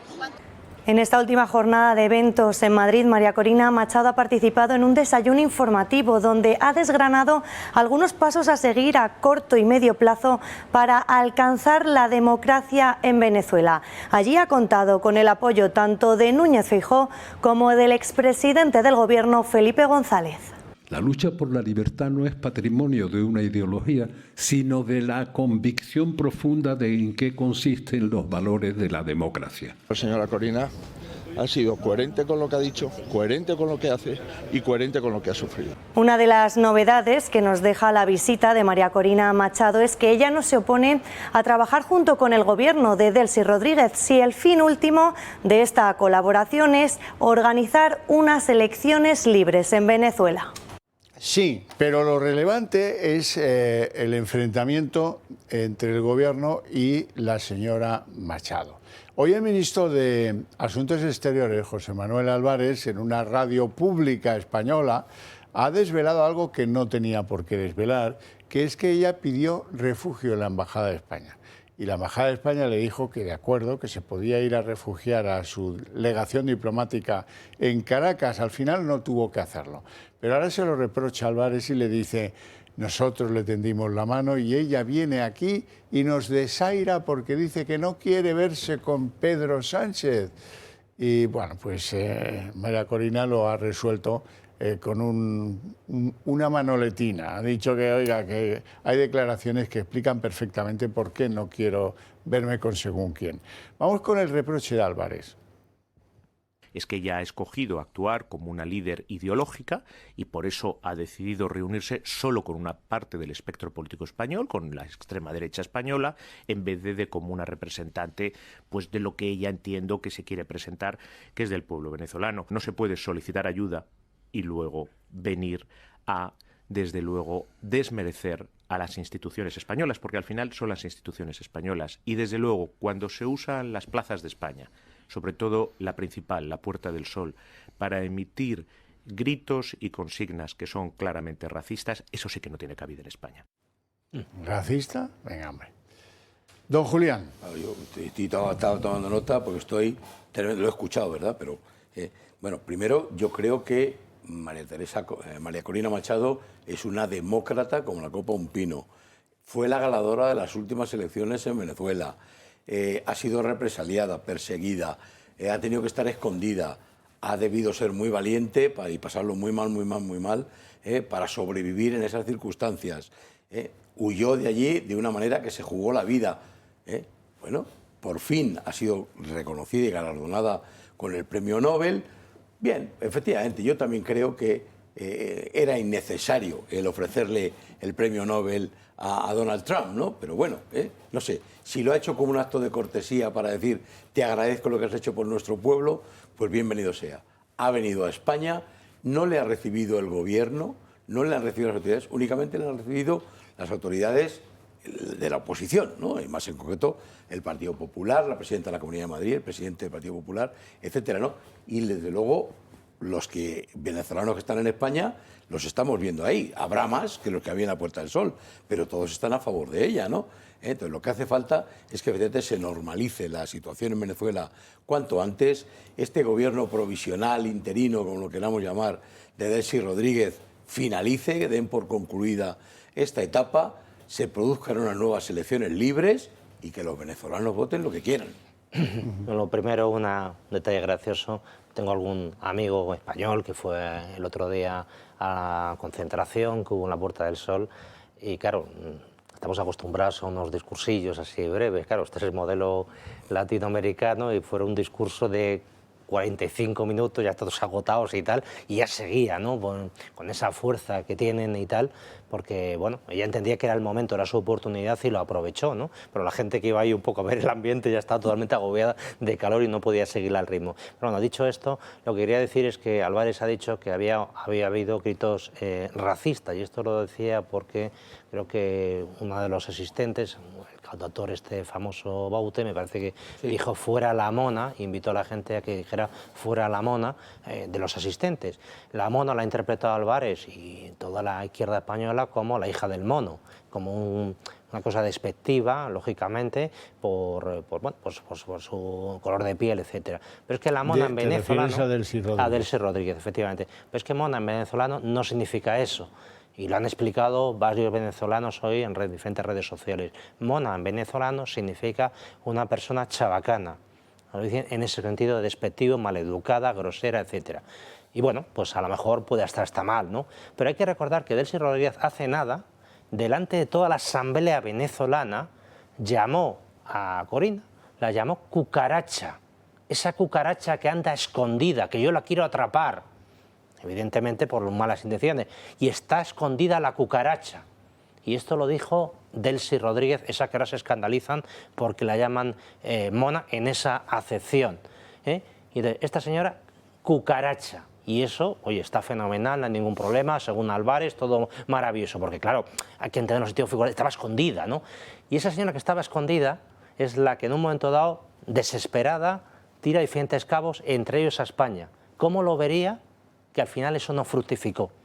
Y España no saca, prefirió esconderse por ella misma. Prefirió esconderse. Bueno, esa que ellos llaman cucaracha. Es que hay un antecedente, González Urrutia, ¿no? La emboscada que le hicieron en la embajada.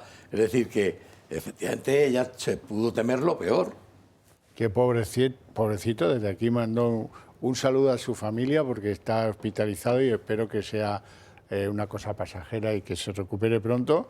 Y bueno, no sé si podrá ser presidente de Venezuela alguna vez, pero ganó las elecciones y eso sí que hay que reconocérselo y hacer que eso sea indudable y no felicitarle, que es lo que hizo el gobierno de España. ¿Dónde nos sitúa eso? Álvarez, ¿dónde nos sitúa, querido? ¿Y dónde estaba el presidente del gobierno este fin de semana? ¿Estaba en Madrid? No, estaba en Barcelona. Se había buscado una cita con Lula, con Petro, con Sheinbaum, todos enemigos de España, y estaba allí dándole vueltas al motor de la Internacional Socialista. Hombre, es la Nobel de la Paz, ¿eh? No sé si, Álvarez, si se te olvida esto, ¿no? Ha venido aquí a denostar al gobierno que le ayudó. Es que tela marinera, ¿eh? Bueno, ¿qué tal? ¿Qué os parece si hablamos un poquito de Andalucía? ¿Qué queréis? ¿Hablar de las listas de espera en Andalucía? O, bueno, vamos a hacer las dos cosas. Vamos con las listas de espera en Andalucía y luego veremos qué dicen las encuestas a propósito de esas elecciones que ya están pues, a punto de empezar la campaña electoral. El PSOE insiste en Andalucía. Que la única alternativa real al desmantelamiento de lo público la da el Partido Socialista en Andalucía. No hay otra alternativa. Una campaña centrada en la defensa de la sanidad que enfrenta una situación crítica. Desde que Sánchez llegó al gobierno en 2018, las listas del Sistema Nacional de Salud han alcanzado su peor registro histórico. En 7 años de gobierno, la lista de pacientes ha aumentado un 46% según el Ministerio de Sanidad. Una cifra que implica que casi 270.000 personas se han sumado a la espera. Una cifra que no baja, sino que sube y se mantiene en los últimos 2 años. A ello se suma el tiempo de espera para quienes sí están siendo atendidos. Mientras que Montero se jacta en campaña: cuando sea presidenta de la Junta de Andalucía, será garantizar que nadie espere más de 24 horas para ser atendido por el médico de familia. Los pacientes han pasado de esperar 93 días de media a 121 días. Y aunque Andalucía encabeza la lista negra con una media de 173, Bonilla lo tiene claro. Hemos hecho la mayor oferta pública de empleo sanitario de la historia de Andalucía, 62.000 profesionales. ¿Es suficiente? No. ¿Pero estamos en el camino correcto? Sí. Y nuestros hospitales son cada día mejores. El envejecimiento de la población, la falta de profesionales o la infrafinanciación sanitaria han provocado que en los últimos años España bata su propio récord frente a una promesa legislativa de Sumar y PSOE en la que aseguraban se blindaría la atención rápida de los pacientes. Un cuello de botella que rompe con la innovación terapéutica y el acceso a los tratamientos necesarios, dejando a España como uno de los países más lentos de toda Europa, reduciendo de esta manera las opciones de supervivencia y por ende menguando la calidad de vida de los españoles.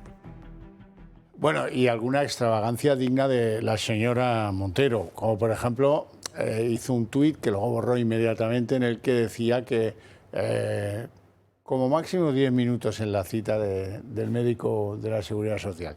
Bueno, errores propios de, en fin, de que no va a aprender nunca. Las listas de espera. Sí, él ya quiere insistir mucho en ese tema porque no hay que olvidar que ella es médico de profesión. Y bueno, el otro día comentó un disparate tremendo en el sentido de que en 24 horas iban a atender a cualquier andaluz que así lo pidiera. Incluía también, lógicamente, extranjeros residentes, legales o ilegales. Esto no se lo cree ni ella, obviamente imposible, tal como está el sistema en estos momentos de colapsado, que se pueda generar esa reacción, digamos, en un corto, medio, incluso largo plazo. Efectivamente, cada vez se prolonga más la vida, cada vez hay más enfermedades, cada vez hay más tratamientos y cada vez hay más gente, afortunadamente, que va al médico. Eso supone prolongación de la vida. Hay que solamente ver las estadísticas de cuánto se vivía hace 30 años, cómo se vive ahora, siendo siempre España el segundo país con mayor esperanza de vida prácticamente a nivel mundial, ¿no? Bueno, pues todo eso, lógicamente, cada vez exige un mayor esfuerzo sanitario. Aproximadamente el 50, 55 a 60% del presupuesto de cada autonomía va empleado en sanidad. Para que se hagan una idea, en la Comunidad de Madrid el número de personal al servicio del Servicio Madrileño de Salud es mayor en número que el de todos los ministerios juntos. 95.000 ser más, todos los ministerios 92.000. Es tremendo el esfuerzo que se hace, aún así la gente pide más, bueno, pues habrá que sacarlo de otras partidas. Bueno, hay que decir, pese a todo, que España tiene una magnífica sanidad, unas magníficas instalaciones, nuestros hospitales son modélicos en su inmensa mayoría, los aparatos que tenemos de última generación, de última tecnología, los profesionales magníficos, de los mejores preparados, si no los mejores preparados del mundo, pero no solo es un problema presupuestario, que lo es un problema demográfico. Es decir, la población española, también en Andalucía, ha crecido de una forma que es imposible que efectivamente la sanidad como servicio pueda mejorar. Necesitaría, no digo duplicar, pero incrementar de una forma tremenda el presupuesto, cosa que es imposible. Y además, esto es algo que no se puede solucionar de la noche a la mañana. Formar profesionales tarda mucho tiempo. Sabemos que los profesionales sanitarios se van de España a otros países donde los requieren por su cualificación y porque los pagan mejor, ¿no? Por tanto, no es fácil incrementar las plantillas, como ha dicho Juanma Moreno, de un día para otro, ¿no? Pero hay que hacer un esfuerzo. Yo creo que hay que hacer un esfuerzo porque lo que no puede ser es que una persona esté esperando, da igual 120, 93 o 26 días para ser operado, ¿no? Si bien es verdad que también hay que decirlo, que cuando las intervenciones tienen carácter de urgencia, se programan de forma inmediata. Es decir, se van dilatando las que son menos graves. Bueno, y algunas son graves, pero también se dilatan, ¿no? Sí, también. Bueno, vamos con una encuesta, la que publica el ABC, a propósito de qué pasará en las elecciones autonómicas en Andalucía. Me apetece mucho que lo veamos y que lo pongamos en solfa, ¿no?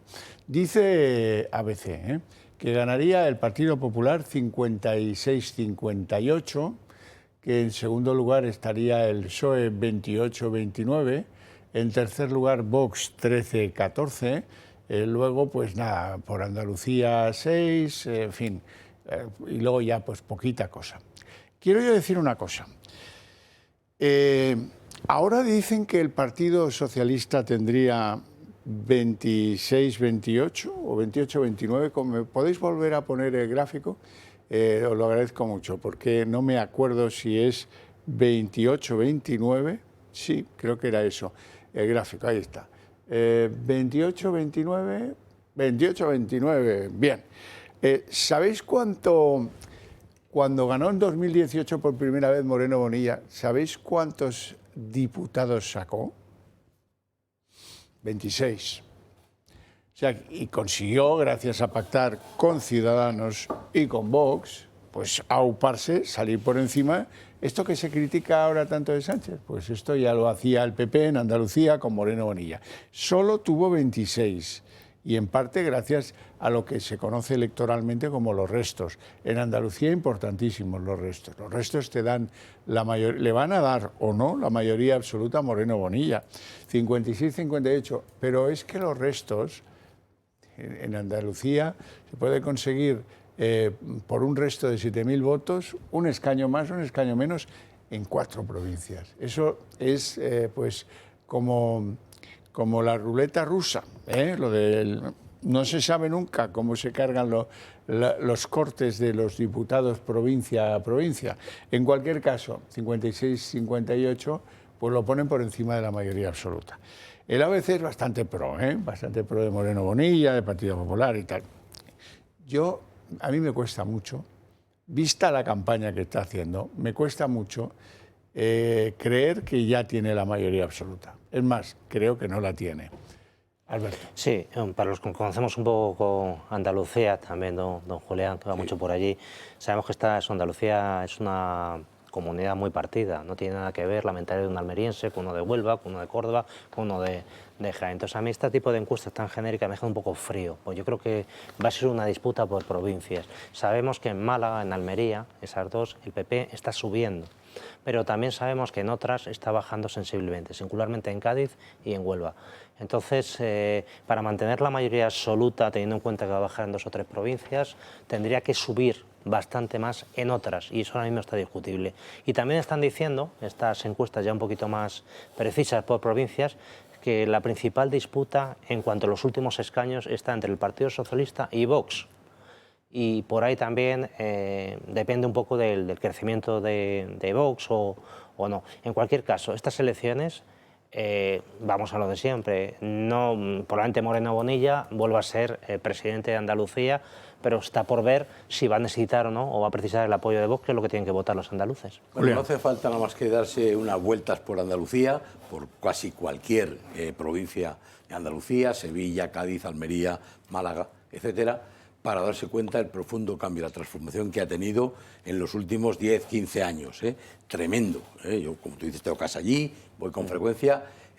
Es otro mundo, quiero decir. La gente quiere volverse, los que han emigrado de Andalucía, me refiero a gente preparada que ha estudiado en Madrid y en otros sitios, quieren volverse. Y quieren volverse, entre otras cosas, porque además de que la calidad de vida es inmejorable, se encuentran con que ya hay oportunidades profesionales, no como antes, que Sevilla, nada. Es verdad que Sevilla o cualquier otra capital, Málaga, son un poquito peores a lo mejor que en Madrid o que en Barcelona, ¿no? Pero de luego son inmejorables, la calidad de vida es de lo mejor. Se nota un cambio profundo y la gente vuelve a ser feliz, ¿no? Yo creo que el Partido Socialista, no sé si me parece mucho 28 o 29, ya sería un batacazo importante. Y luego, yo creo que, no sé si sería tan bueno que Moreno Bonilla la tenga ya o la consiga la mayoría absoluta. Se acaba de alcanzar un acuerdo el Partido Popular con Vox para Extremadura, es previsible que lo van a hacer exactamente igual para Aragón y Castilla y León. Pues uno más, pues en Andalucía. Sí, eso a él le incomoda muchísimo. El eje vertebral. Yo creo que para él ha sido un problema este acuerdo de Extremadura. Sin duda. Eso le ha afectado a él. Esto le ha afectado negativamente. Porque él hace nada decía que con Vox no se podía llegar a ningún acuerdo. Claro. Y ahora se ha demostrado que eso no era cierto. Ferraz está en su rollo con esta señora estrafalaria, pero Génova está entendiendo que tiene que llegar a acuerdos con Vox, y eso a Moreno Bonilla lo hace trizas, claro, políticamente hablando. Bueno, no tenemos tiempo para más, si acaso tenemos tiempo para que yo agradezca a mis invitados su presencia en el programa y sobre todo sus opiniones, y a ustedes qué decirles. Les tengo que agradecer su interés por este programa y se lo agradezco de veras cada día de corazón. Y además les invito a ver algo pues importante, El Día en 30 minutos, a la vuelta de publicidad.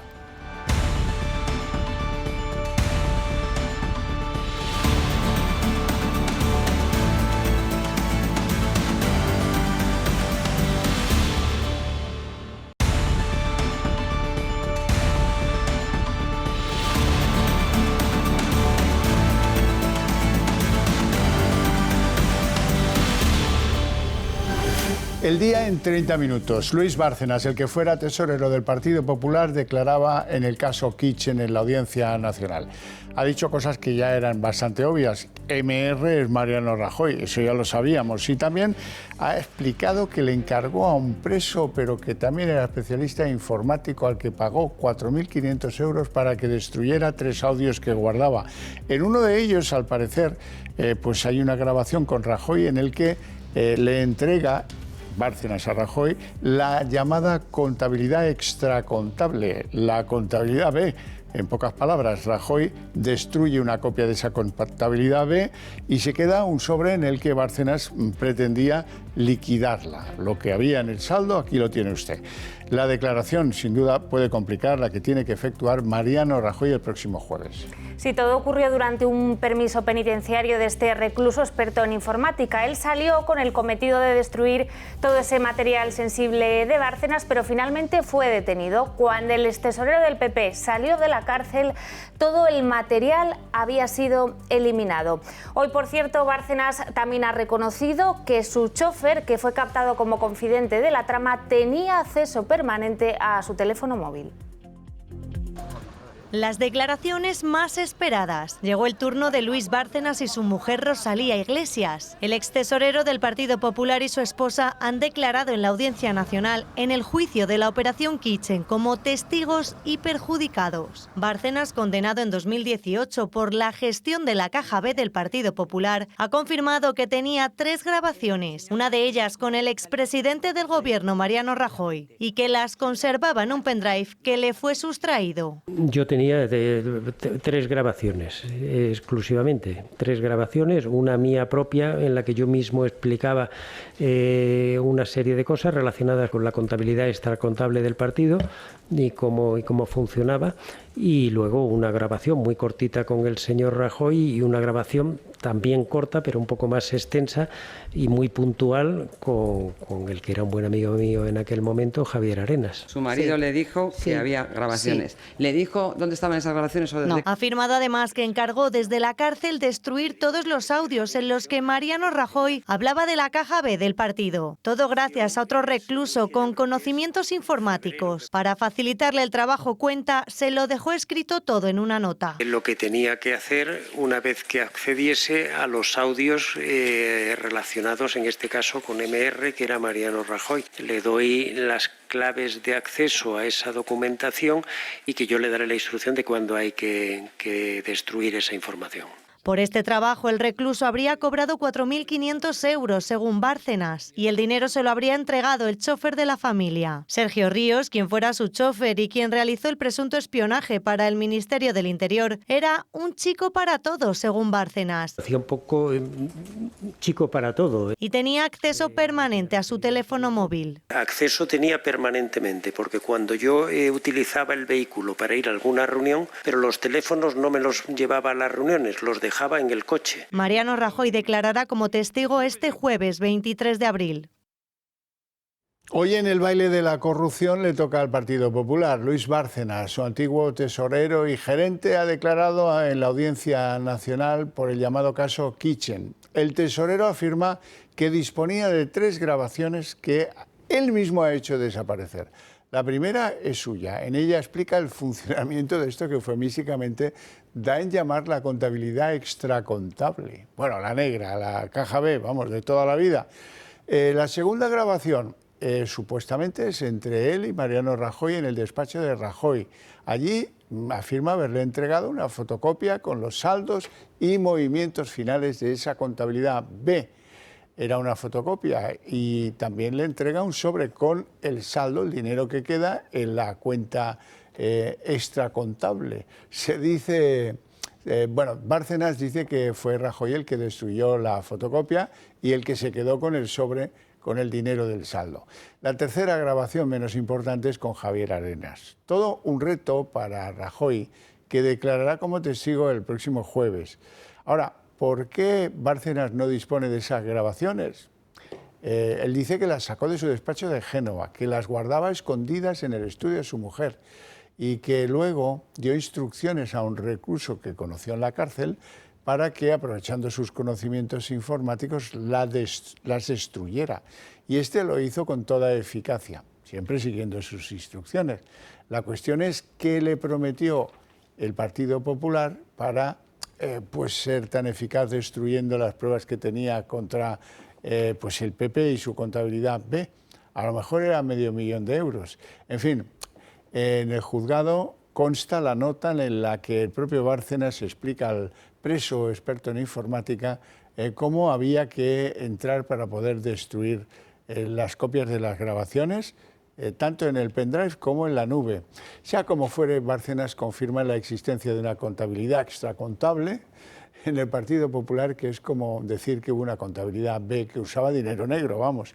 Dice que Rajoy lo sabía y que trató de ocultarlo cargándose pues la hoja en la que venían reflejadas todas y cada una de las últimas operaciones. Y 24 son los años que pide la acusación popular para Begoña Gómez por 4 delitos de corrupción, de apropiación indebida, de malversación y de tráfico de influencias.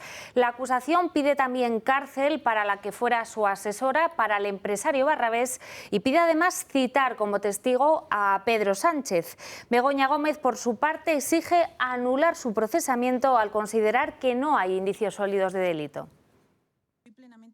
La acusación popular pide 24 años de cárcel para Begoña Gómez por presuntos delitos de malversación, tráfico de influencias, corrupción en los negocios y apropiación indebida. Piden también que le retiren el pasaporte por riesgo de fuga y que Pedro Sánchez, Félix Bolaños, Iván Redondo o Víctor de Aldama declaren como testigos en el juicio. Las acusaciones lo tienen claro. Creen que hay un cambio radical en la carrera profesional de Begoña Gómez desde que Pedro Sánchez llegó a la Moncloa. Consideran que se aprovechó de su matrimonio con el presidente para codirigir, por ejemplo, una cátedra extraordinaria en la Universidad Complutense. Recalcan que todo ello se produjo pese a no ser licenciada y sin que aparezca en autos un proceso abierto. Begoña Gómez y trabajadores de la universidad negaron en el juzgado irregularidades en este proceso y aseguran que la mujer de Sánchez no se lucró de la cátedra. Sin embargo, la acusación apunta como indicio una reunión en la Moncloa meses antes de la creación de la cátedra entre Begoña Gómez y el rector de la Complutense, Joaquín Goyache.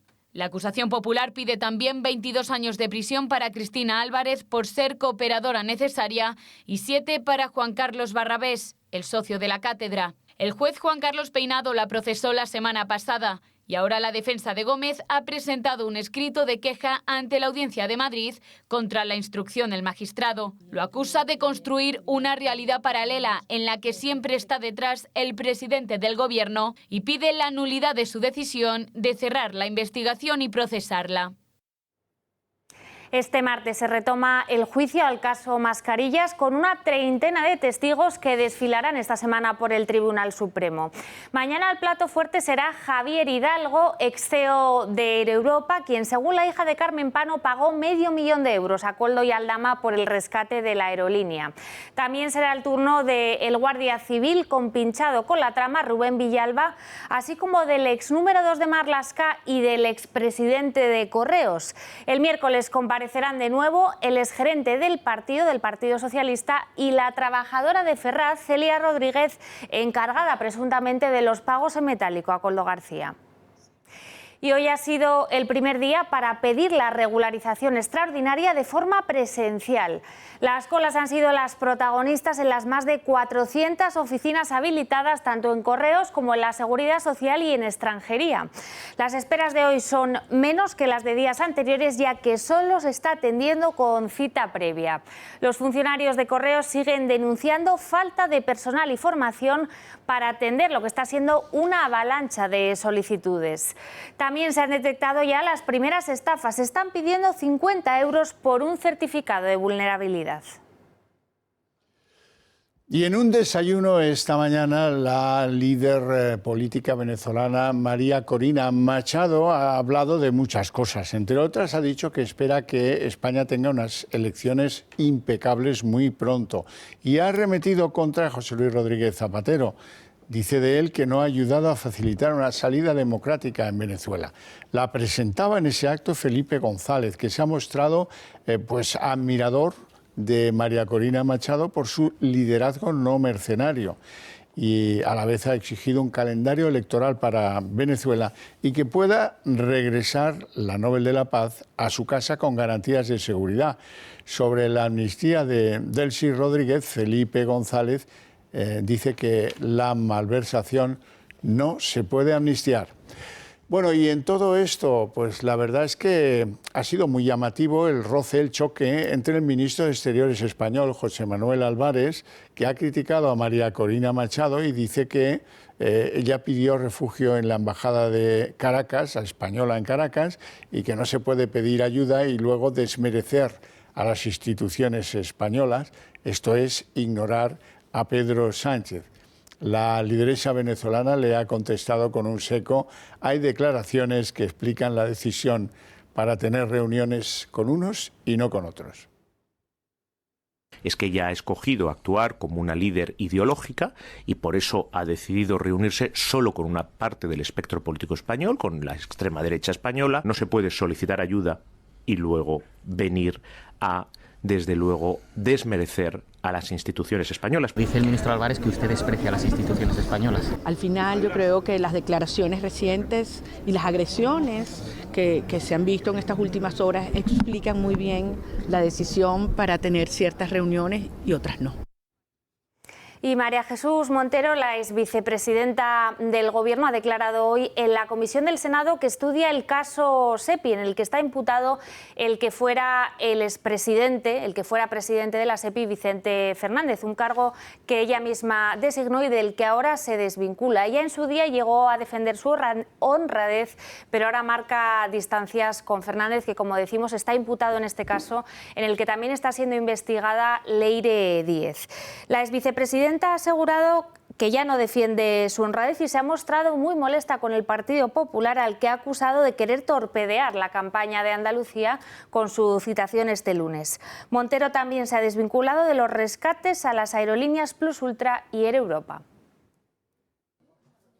María Jesús Montero se ha mostrado desafiante en la comisión de investigación del Senado y ha repetido sin cesar que estaba allí solo por ser la candidata del PSOE a la Junta de Andalucía. Como usted mismo ha dicho, señor Can, claro que estoy aquí como candidata del Partido Socialista a la Junta de Andalucía, y lo que pretenden es que no esté en el día de hoy haciendo precampaña en Andalucía y, por tanto, estar compareciendo en esta comisión. También ha defendido las decisiones tomadas en la SEPI durante su mandato y habla de esa persona y ese señor cuando se refiere a Vicente Fernández, el expresidente de la SEPI imputado que ella misma nombró. Y el señor Vicente Fernández no estaba incurso en ninguna situación que permitiera sospechar ninguna cuestión distinta de la que posteriormente hemos conocido. Lo que se investiga del señor Vicente Fernández fue de un periodo posterior a su salida de la SEPI. También ha defendido la legalidad de los rescates de Air Europa y de Plus Ultra. En primer lugar, señor Camp, no es un rescate, es un préstamo que se le da a estas compañías, que en el caso de Air Europa fue el Tribunal Superior de Justicia de Justicia de la Unión Europea el que avaló la legalidad de ese préstamo. En el caso de Plus Ultra, le quiero recordar, señor Camp, que se estuvo estudiando por los tribunales el préstamo a esta compañía, 2 años de instrucción. Y ha negado cualquier tipo de injerencia externa del presidente del Gobierno. Le llamó el señor Sánchez para ver cómo estaba el rescate de la aerolínea. Nunca y en ningún caso. Nunca, ni por esa empresa, ni por ninguna otra empresa, jamás me ha llamado el presidente del Gobierno. Montero tampoco ha dudado en defender a Begoña Gómez. Me parece una pregunta ofensiva. ¿Usted tiene alguna evidencia respecto a que la señora Begoña Gómez haya tenido algo que ver con Air Europa? Porque le insisto, hasta donde yo sé, lo que se le investiga a la señora Gómez está al margen de Air Europa. E incluso ha atacado al juez Peinado. Tiene que ver con otras cuestiones en las que la propia Audiencia Provincial ha corregido en diferentes ocasiones al juez de instrucción. Y en la página internacional, el presidente norteamericano Donald Trump decía ayer que las fuerzas navales de su país han interceptado un buque de bandera iraní cuando intentaba superar el bloqueo estadounidense a los puertos de ese país. Según Trump, el barco llamado Touska pues recibió el aviso para que se detuviera, pero no lo hizo, se negó. Y la Armada estadounidense lo detuvo en seco, en palabras del propio Trump, abriendo un agujero en la sala de máquinas del buque. Irán ha anunciado represalias y no está claro que el alto el fuego, que termina ya dentro de muy poco tiempo, pueda ser al menos reestablecido en conversaciones, porque no está claro que Irán participe en ellas. Y no ha pasado desapercibida esta imagen de un soldado israelí destrozando a martillazos una imagen de Jesucristo en el sur del Líbano.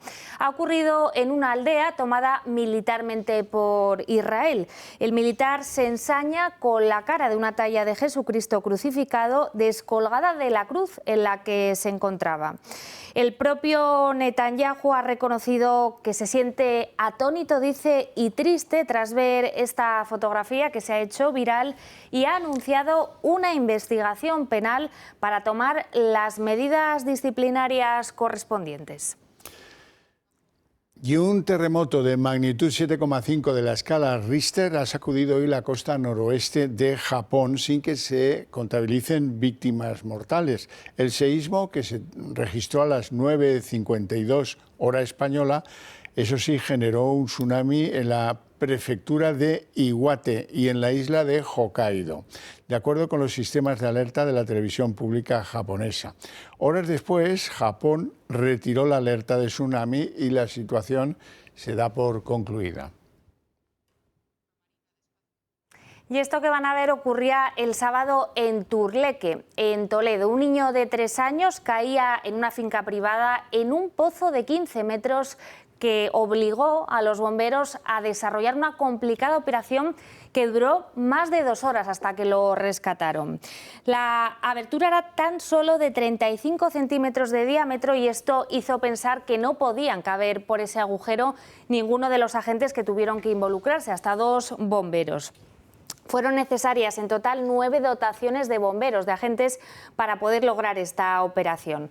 El menor, que esperaba en el interior completamente consciente y estable, permanece en estos momentos ingresado y evoluciona de forma favorable. El Seprona investiga los hechos, si la arqueta estaba puesta o no y si el pozo estaba regulado.